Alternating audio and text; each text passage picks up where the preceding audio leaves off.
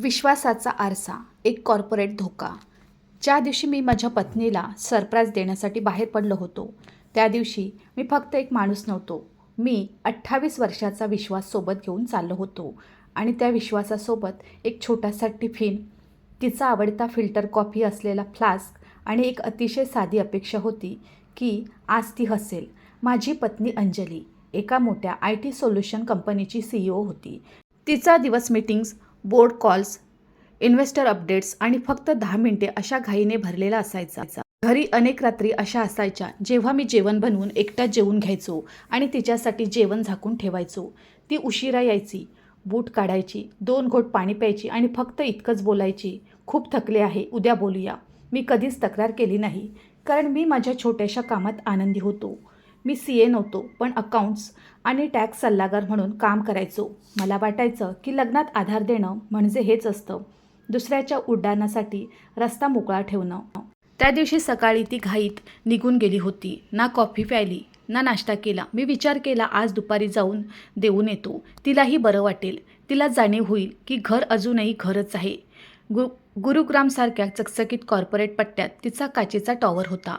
खाली reception, चहूबाजूनी steel आणि मार्बलचा थंड आत्मविश्वास. मी आत गेलो तेव्हा प्रवेशद्वारावर एक पाटी होती, केवळ अधिकृत कर्मचारी. मी सिक्युरिटी डेस्कवर हसून सांगितलं, मी CEOचा पती आहे, फक्त हे देऊन लगेच निघून जाईन. सुरक्षा रक्षकाने आधी माझ्याकडे पाहिलं, मग माझ्या हातातील फ्लास्क आणि टिफिन पाहिला आणि तो हसला. ते हसू असं नव्हतं जे विनोदावर येतं, तर ते हसू असं होतं जसं कोणी तुम्हाला एखाद्या भ्रमातून जागा करून सांगतंय की भावा, तू कोणत्या दुनियेत आहेस. तो म्हणाला, सर, मॅडमचे पती तर रोज येतात, आता इथूनच बाहेर पडतील, ते पहा तिथे. माझ्या डोक्यात एका सेकंदासाठी शांतता पसरली. मी स्वतःला सावरलं आणि वळून पाहिलं. एक माणूस लिफ्ट लॉबीतून बाहेर येत होता. सूट महागडा होता, चाल वेगवान होती आणि चेहऱ्यावर तो आत्मविश्वास होता जो अनेक दिवस सत्तेच्या जवळ राहिल्यामुळे निर्माण होतो. रिसेप्शनिस्टने त्याला बघून गुड आफ्टरनून सर म्हटलं. सुरक्षा रक्षकाने गेट उघडताना नमस्ते सर म्हटलं आणि त्या माणसाने फक्त मान हलवली, जणू हे सर्व त्याच्या रोजच्या सवयीचं होतं. माझ्या हातात फ्लास्क होता, पण माझी बोटं थंड पडली होती. सुरक्षा रक्षकाने माझ्याकडे बघून पुन्हा म्हटलं, सर, हेच आहेत मॅडमचे पती. त्या माणसाची नजर माझ्याकडे वळली. सर्वात विचित्र गोष्ट म्हणजे त्याच्या डोळ्यात आश्चर्य नव्हतं. असं वाटलं जणू त्याला माहीत होतं की मी एक दिवस इथे नक्कीच येईल. मला त्या क्षणी समजलं की जर मी आता गोंधळ घातला तर कथा माझ्या विरुद्ध जाईल. कॉर्पोरेट टॉवरमध्ये कॅमेरे असतात, रक्षक असतात आणि चुकीचा नॅरेटिव्ह खूप लवकर तयार होतो की एक माणूस तिथे येऊन राडा करत होता. मी माझ्या गळ्यातील राग गिळला आणि एक खूप कडू खोटं बोललो. मी म्हणालो, ओहो, अच्छा, मी कौटुंबिक मित्र आहे, मॅडमसाठी हे द्यायला आलो होतो. त्या माणसाने पुढे येऊन फ्लास्क पकडला, अगदी साध्या पद्धतीनं, जणू तो स्वतःचं सामान उचलत होता. त्याने हलक्या हास्यासह म्हटलं, ठीक आहे, मी देऊन टाकेन. मी टिफिनही दिला आणि मागे न बघता बाहेर आलो. गाडीत बसून मी फोन पाहिला. माझ्या पत्नीचा मेसेज चमकत होता, आज उशीर होईल, बोर्ड रिव्ह्यू आहे, वाट पाहू नकोस, लव यू. आधी लव यू वाचून मन मऊ व्हायचं, पण त्या दिवशी ते लव यू एका कॉपी पेस्ट केलेल्या ओळीसारखं वाटलं. संध्याकाळी ती 9:40ला घरी आली, रोजच्यासारखीच. बूट काढले, केसांची पिन काढली आणि तिचा लॅपटॉप बॅग सोफ्यापाशी ठेवला. तिने विचारलं, दिवस कसा होता. मी सुद्धा माझ्या चेहऱ्यावर ती जुनी शांतता ठेवली आणि म्हणालो, ठीक होता. मग मी खूप हळूच म्हटलं, मी आज तुझ्या ऑफिसला आलो होतो. तिच्या हातातील बॅगचा पट्टा एका सेकंदासाठी सैल झाला, फक्त 1 सेकंद. मग ती लगेच सावरली. अच्छा, तू सांगितलं नाहीस. मी म्हणालो, मी तुझ्यासाठी कॉफी आणि टिफिन आणला होता. सिक्युरिटीनं सांगितलं की तुझे पती रोज येतात, मग मी त्यांनाच देऊन टाकलं. तिच्या पापण्यांनी एकदा जास्त वेळ उघडझाप केली आणि मग आवाज अगदी स्थिर ठेवत विचारलं, कोणाला दिलं. मी सुरक्षा रक्षकाने घेतलेलं नाव घेतलं नाही. मी फक्त म्हणालो, तिथे एक गृहस्थ होते, सर्व त्यांना सर म्हणत होते. त्यांनी सांगितलं की ते देऊन देतील. ती हसली, पण ते हसू डोळ्यापर्यंत पोचलं नाही. ओहो, ते ऑफिस पार्टनर असतील. अनेक लोक येतात, तू कोणा अनोळखी माणसाला देऊन आलास. तिने उलट मला चुकीचं ठरवण्याचा प्रयत्न केला. जणू चूक माझीच होती की मी तिथे गेलो, जणू मीच विनाकारण संशय घेत होतो. मी त्या रात्री वाद घातला नाही. ही सुद्धा एक शिकवण आहे. जेव्हा तुम्हाला पहिला मोठा धक्का बसतो तेव्हा लगेच प्रतिक्रिया देऊ नका. प्रतिक्रियेमुळे तुम्ही स्वतःवरचं नियंत्रण गमावता आणि नियंत्रण गमावताच समोरची व्यक्ती नवीन कहाणी तयार करते. रात्री ती झोपली आणि मी छताकडे पाहत राहिलो. सकाळी ती लवकर निघून गेली. आजही ती बिझी होती आणि जाता जाता तिने माझ्या गालावर एक हलका किस दिला. जणू ती तिची ड्युटी पूर्ण करत होती. मी दरवाजा बंद करून किचनमध्ये आलो. सहज एक ड्रॉवर उघडला आणि माझ्या बोटांना एक गोष्ट टोचली. एका हाऊसिंग सोसायटीचे छोटेसे ॲक्सेस कार्ड. आमच्या घरचे नव्हते. मी ते हातावर घेऊन पाहिलं. त्यावर एक लोगो होता आणि खाली एका फ्लॅट नंबरची पुसट खूण होती. त्या क्षणी माझ्या हातून एक आवाज आला, हे फक्त ऑफिसचं कन्फ्युजन नाही आहे, ही दुसऱ्या आयुष्याची चावी आहे. आणि त्याचसोबत एक दुसरी भीतीही निर्माण झाली. जर हे खरं असेल तर माझं 28 वर्षाचं लग्न फक्त एक आवरण होतं. मी कार्ड पुन्हा ड्रॉवरमध्ये ठेवलं. दीर्घ श्वास घेतला आणि स्वतःला सांगितलं की आता तुटायचं नाही, आता समजून घ्यायचं आहे. आणि तिथूनच माझा खरा खेळ सुरू झाला. मी पुढचे 3 दिवस स्वतःला कामात व्यस्त दाखवलं. घरात सामान्य वागलो. तिच्या बोलण्यावर हू करत राहिलो. कारण जोपर्यंत तुमच्याकडे पुरावा नसतो तोपर्यंत तुम्ही फक्त एक संशयी नवरा असता. आणि आजच्या जगात संशयी माणसाला सहज खलनायक बनवलं जातं. ही गोष्ट फक्त नात्यांची नाही आहे, हे एक जीवन कौशल्य आहे. जेव्हाही एखादा मोठा आरोप किंवा मोठं सत्य समोर येतं तेव्हा आधी स्वतःच्या पायाखाली जमीन तयार करा.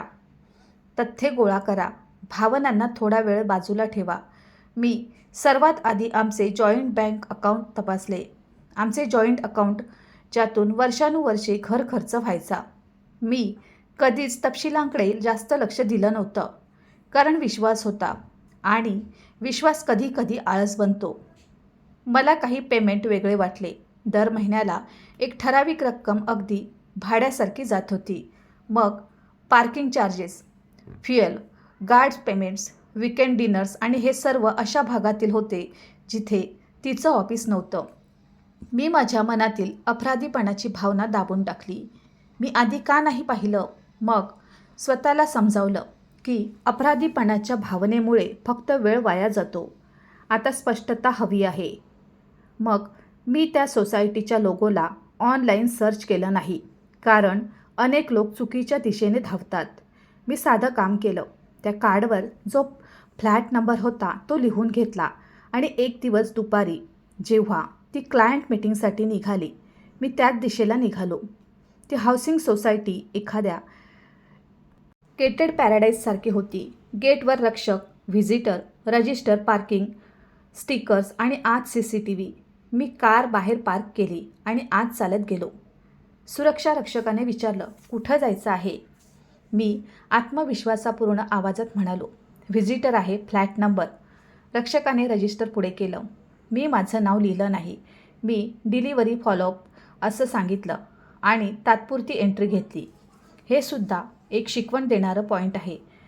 कायदेशीर बाबींमध्ये कधीही बेकायदेशीर पाऊल उचलू नका. पण स्वतःच्या सुरक्षिततेसाठी तुम्ही हुशार राहू शकता. मी कोणाचं दार तोडलं नाही, कोणाला धमकावलं नाही. मी फक्त निरीक्षण करत होतो. मी आत गेलो, लिफ्टमध्ये चढलो, त्याच मजल्यावर गेलो, तोच फ्लॅट. आणि मग माझ्या हृदयाला जो धक्का बसला तो एखाद्या शारीरिक जखमेसारखा होता. दारावर नेमप्लेट नव्हती, म्हणजेच ते गुपित ठेवण्यासारखं घर होतं. आणि ते घर माझ्या हातातील ॲक्सेस कार्डने उघडलं. दरवाजा उघडला आणि आत एखादं हॉटेलसारखं सेटअप नव्हतं, तर ते पूर्ण एक घर होतं. सोप्यावर उशा अशा ठेवल्या होत्या जणू कोणीतरी रोज त्या नीट करतं. किचनमध्ये 2 मग्स, एक कॉफी मशीन आणि फ्रीजवर मॅग्नेट्स होते. बेडरूममध्ये वॉर्डरोबच्या एका भागात तिच्या साड्या आणि फॉर्मल ड्रेसेस होते आणि दुसऱ्या भागात एका दुसऱ्या माणसाचे शर्ट्स होते. बाथरूममध्ये 2 टूथब्रश आणि सिंकजवळ तीच फेस क्रीम होती जिच्याबद्दल तिने घरी म्हटलं होतं की खूप महाग आहे, आता नाही घेणार. मी तिथेच उभा होतो, जणू माझे श्वास त्या खोलीत अडकले होते. मग मी डायनिंग टेबलवर एक फोल्डर पाहिलं. त्यावर हस्ताक्षर होतं, पुढची पावले. मी ते उघडलं आणि यावेळी मला अफेअर नाही तर मोठा विश्वासघात दिसला. त्या फोल्डरमध्ये ट्रॅव्हल ब्रोशर्स होते, वीकेंड गेटवे प्लॅन्स होते आणि काही प्रॉपर्टी लिस्टिंग्स होत्या ज्या माझ्याशी कधीच चर्चिल्या गेल्या नव्हत्या. आणि खाली एक कागद होता ज्याने माझ्या हाताचे तळवे थंड पडले. Family law consultation summary. एका मोठ्या लॉ फर्मचं नाव होतं आणि त्यात स्पष्ट लिहिलं होतं, हाय ॲसेट डिवॉर्स स्ट्रॅटेजी. आणि ती रणनीती माझ्या विरोधात एक नॅरेटिव्ह तयार करत होती. माझी शांत राहण्याची सवय म्हणजे सोशल आयसोलेशन. माझं साधं करिअर म्हणजे महत्त्वाकांक्षेचा अभाव. माझं घरी राहणं म्हणजे इमोशनल अनअवेलेबिलिटी. म्हणजे ज्याला मी निष्ठा समजत होतो तिला ती कोर्टाची केस बनवत होती. आणि सर्वात भीतीदायक भाग म्हणजे त्याची वेळ. हा प्लॅन कालचा नव्हता. हा महिन्यापासून किंवा कदाचित वर्षापासून लिहिला जात होता. मी फोल्डर तिथेच बंद केलं, कारण तिथे उभं राहणंही कठीण झालं होतं. आणि तेवढ्यात आवाज आला. लॉक उघडलं. दरवाजा उघडला. मी स्तब्ध झालो. एक माणूस आत आला. तोच सूट, तीच चाल जी मी ऑफिस टॉवरमध्ये पाहिली होती. यावेळी त्याच्या हातात किराणा सामान होतं आणि ड्राय क्लिनिंगचं कवर होतं. तो फ्लॅटमध्ये असा वावरत होता जणू ते त्याचं स्वतःचंच घर होतं. मी लगेच स्वतःला बेडरूमच्या कोपऱ्यात श्वास रोखून लपवून घेतलं. हा सीन हॉलिवूडचा नव्हता, तर हा वास्तव आयुष्यातील मोठा धोका होता. जर मी पकडला गेलो असतो तर पुढचा सीन पोलीस स्टेशनही असू शकला असता आणि कथा उलटी पडली असती. तो किचनमध्ये गेला, फ्रीज उघडला आणि फोनवर कॉल केला. हो ये, सर्व तयार आहे. काही मिनिटांनंतर पुन्हा दरवाजा उघडला आणि ती माझी पत्नी अंजली होती. तिने शूज काढले, हेअर क्लिप काढली आणि थेट त्या माणसाकडे गेली. कोणतीही संकोच नाही, कोणतीही अंतर नाही, फक्त एक सामान्यता, जणू ते त्यांचं रोजचंच होतं.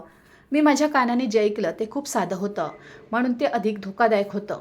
ती म्हणाली, आज टॉवरवर कोणीतरी विचित्र माणूस आला होता. सिक्युरिटीने सांगितलं. तो माणूस म्हणाला, मी सांभाळून घेतलं. अंजली म्हणाली, छान, घाबरू नकोस. टाईमलाईन आपल्या हातात आहे. टाईमलाईन. तो शब्द माझ्या काळजात सुरीसारखा घुसला. मी तिथे लपलो होतो आणि पहिल्यांदा मला जाणवलं की हा फक्त भावनिक विश्वासघात नाही आहे. हा नियंत्रणाचा खेळ आहे. आणि मी एक असं पात्र आहे ज्याला कथेतून काढलं जात आहे. मी बाहेर पडलो नाही. मी गुपचूप घरी परत आलो. घरी येऊन मी रडलो नाही, मी ओरडलो नाही, मी फक्त बसून राहिलो. आणि मग मी तेच केलं जे प्रत्येक प्रौढ व्यक्तीने शिकलं पाहिजे. कोणत्याही मोठ्या भावनिक धक्क्यावेळी स्वतःसाठी एक सिस्टीम बनवा. मी एक वही उघडली. मी तारखा लिहिल्या, पेमेंट्स लिहिले, संशयास्पद चार्जेस लिहिले आणि सर्वात वर लिहिलं, प्रतिक्रिया द्यायची नाही, स्वतःचं संरक्षण करायचं आहे. दुसऱ्या दिवशी मी एका वरिष्ठ फॅमिली लॉयरची अपॉइंटमेंट घेतली. मी असं नाही म्हटलं की माझ्या पत्नीने मला धोका दिला आहे, तर मी म्हणालो, माझ्यासमोर घटस्फोटाच्या प्लॅनचे संकेत आहेत आणि मला कायदेशीररित्या सुरक्षित राहायचं आहे. ही शिक्षणाची गोष्ट आहे. कायदेशीर सल्ला घेण्यात लाज वाटण्याचं काहीच कारण नाही. लाज तेव्हा वाटते जेव्हा तुम्ही तयारीविना कोसळता. वकिलाने मला शांत आवाजात सांगितलं, आधी तुमचे आर्थिक व्यवहार सुरक्षित करा, कागदपत्रे गोळा करा, सार्वजनिक ड्रामा करू नका आणि स्वतःच्या मानसिक आरोग्याची काळजी घ्या. मला पहिल्यांदा जाणवलं की मी एकटा नाहीये. या जगात असे धक्के अनेक लोक सोसतात. फरक एवढाच आहे की काही लोक तुटतात आणि काही लोक शिकून पुढे जातात. मी ठरवलं की शनिवारी सकाळी नाश्त्यानंतर मी सत्य समोर ठेवेन. ओरडून नाही, रडून नाही, पुराव्यासह. आणि त्याच रात्री जेव्हा ती माझ्या बाजूला झोपली होती, मी तिच्याकडे पाहिलं आणि मनात एकच प्रश्न आला, ती कधी खरोखर माझी होती का? की मी फक्त एक सुरक्षित पत्ता होतो? आणि या प्रश्नाने मला झोप येऊ दिली नाही, कारण मला माहीत होतं की शनिवारी जे समोर येईल ते फक्त माझं लग्न नाही, तर माझी ओळख बदलून टाकेल. शनिवारी सकाळ नेहमीपेक्षा शांत होती. जणू घरालाही माहीत होतं की आज आतमध्ये वादळ येणार आहे. ती किचनमध्ये बसली होती. कॉफीचं मग, लॅपटॉप बॅग आणि फोन. चेहऱ्यावर तो सीईओवाला शांतपणा जो प्रत्येक भावना प्रोफेशनली लपवून ठेवतो. मी डायनिंग टेबलवर एक फोल्डर हळूच ठेवलं. कोणताही आवाज न करता तिने वर पाहिलं. हे काय आहे? मी म्हणालो, आपल्या लग्नाचं रिपोर्ट काढ. ती थोडी हसली. तू सुद्धा ना, ड्रामा. मी पहिल्यांदाच तिला मध्येच थांबवलं. तिच्या चेहऱ्याचा रंग उडाला नाही, पण डोळ्यातील चमक बदलली. तिला समजलं की मी अंदाज लावत नाहीये, मला सर्व माहीत आहे. तिने मग खाली ठेवला अगदी सावधपणे. तू तिथे गेला होतास? मी म्हणालो, हो. ती म्हणाली, हे बेकायदेशीर आहे. मी शांत आवाजात उत्तर दिलं. आणि 28 वर्षाच्या निष्ठेला एका केसची स्क्रिप्ट बनवणं ते कायदेशीर आहे का? काही सेकंद शांतता होती. मग तिने तीच ओळ म्हटली जी सत्तेत बसलेले लोक नेहमी म्हणतात, तुला समजत नाहीये माझ्यावर किती दबाव असतो. तू कधीच माझं जग समजून घेतलं नाही. मी मान हलवली. कदाचित, पण दबावाचा अर्थ विश्वासघात असा होत नाही. तिथे मुद्द्यावर आली. तुला नक्की काय हवंय? हा प्रश्न मला आवडला, कारण पहिल्यांदा तिचं नियंत्रण सुटत होतं आणि ती तडजोड करण्याचा प्रयत्न करत होती. मी म्हणालो, मला हवंय की तू खरं बोलावं आणि तू माझ्या विरुद्ध चुकीची कथा रचून मला खलनायक बनवू नकोस. ती आता गंभीर होती.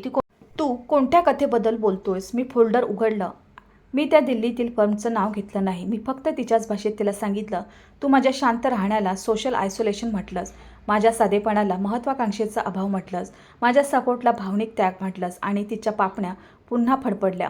यावेळी ती अभिनय करू शकली नाही. मी पुढे म्हणालो, आणि मला हे सुद्धा माहीत आहे की तो माणूस ऑफिसमध्ये तुझा पती बनून कसा फिरतो. सिक्युरिटी त्याला रोज बघतो, रिसेप्शनिस्ट त्याला सर म्हणते. म्हणजे तू फक्त मलाच नाही तर पूर्ण यंत्रणेला हे शिकवलं की तो तुझ्यासोबत कोण आहे. तिनं दीर्घ श्वास घेतला आणि म्हणाली, तू स्वतःला खूप चांगलं समजू नकोस. तू सुद्धा मला कधीच तसं पाहिलं नाहीस जसं मला बनायचं होतं. हे वाक्य प्रामाणिक होतं आणि प्रामाणिकपणा कधी कधी सर्वात जास्त वेदनादायी असतो. मी म्हणालो, जर तू दुःखी होतीस तर तू बोलू शकली असतीस. आपण समुपदेशन काउन्सिलिंग करू शकलो असतो. विभक्त होणंसुद्धा सन्मानाने होऊ शकलं असतं. पण तू लपून छपून आयुष्य जगणं निवडलं. तिने पहिल्यांदाच हळूच म्हटलं, मी या लग्नाला कंटाळली होती. मी उत्तर दिलं, आणि मी या खोटेपणाला कंटाळलो आहे. मग मी सर्वात महत्त्वाची गोष्ट सांगितली, मी तुला बदनाम करणार नाही, मी ऑफिसमध्ये तमाशा करणार नाही, पण मी स्वतःला सुद्धा संपवणार नाही. मी तिला सांगितलं की मी वकिलाचा सल्ला घेतला आहे, आर्थिक गोष्टी नीट केल्या आहेत आणि जॉईंट अकाउंट कायदेशीररित्या हाताळलं आहे. मला हवं होतं की सर्व काही योग्य पद्धतीनं व्हावं. ना बदला ना भीक हे सुद्धा एक प्रौढ शिक्षण आहे. ब्रेकअप किंवा घटस्फोटामध्ये विजयाचा अर्थ समोरच्याला संपवणं नसतं, तर विजयाचा अर्थ असतो आपला सन्मान वाचवणं, स्वतःची भविष्यातील स्थिरता वाचवणं आणि आपली मानसिक शांती टिकवणं. तिने माझ्याकडे पाहिलं आणि पहिल्यांदाच तिच्या आवाजात भीती होती. तू मला उद्ध्वस्त करशील? मी म्हणालो, नाही, मी तुला उद्ध्वस्त करणार नाही. मी फक्त तुला आरसा दाखवतोय आणि आरशाला तोच घाबरतो जो स्वतःला खरं बघू इच्छित नाही. त्या दिवशी आम्ही दोघांनी एक निर्णय घेतला. ओरडायचं नाही, सोशल मीडिया नाही, नातेवाईकांचा गोंधळ नाही, कायदेशीर पद्धतीने विभक्त व्हायचं. येणाऱ्या महिन्यांमध्ये ही प्रक्रिया चालली. काही दिवस जड होते, काही दिवस खूप रिकामे वाटायचे, काही दिवस असं वाटणं की मी दगड झालो होत आहे. पण त्याच प्रक्रियेत मी स्वतःला पुन्हा उभं केलं. मी रिवेंज नाही तर क्लॅरिटी निवडली. मी रात्री स्वतःला हे विचारलं नाही की तिने असं का केलं, तर मी स्वतःला हे विचारलं की आता मी माझं आयुष्य योग्य दिशेला कसं नेऊ. अंतिम सेटलमेंटच्या दिवशी कोर्टाबाहेर ती थोडा वेळ थांबली. ती म्हणाली, मी चुकीचं केलं. मी तिच्या डोळ्यात पाहिलं. त्या सीईओवाल्या डोळ्यामध्ये आज पहिल्यांदाच एक सामान्य माणूस दिसत होता. मी म्हणालो, हो, तू चुकीचं केलं, पण मी तुला माफ करतो. तिने चकित होऊन विचारलं, इतक्या सहज? मी म्हणालो, हे सहज नाही आहे, हे माझं स्वातंत्र्य आहे. मी तुला माफ करतो जेणेकरून मी माझं पुढचं आयुष्य तुझं ओझं घेऊन जगणार नाही. माफ करणं म्हणजे परत येणं नव्हे, तर माफ करणं म्हणजे स्वतःला हलकं करणं असतं. ती काहीच बोलली नाही, फक्त मान खाली घातली. मी बाहेर आलो. हवेत थोडा ओलावा होता आणि पहिल्यांदा मला वाटलं की मी मोकळा श्वास घेऊ शकतोय. आजही जेव्हा कोणी मला विचारतं की सर्वात मोठा धडा काय मिळाला, मी म्हणतो, विश्वास डोळे मिटून नसतो, तर विश्वास जागृत राहून असतो. आणि जर कोणी तुमच्या मागे तुमची कथा लिहित असेल तर रडायचं नाही, तयारी करायला शिकायचं.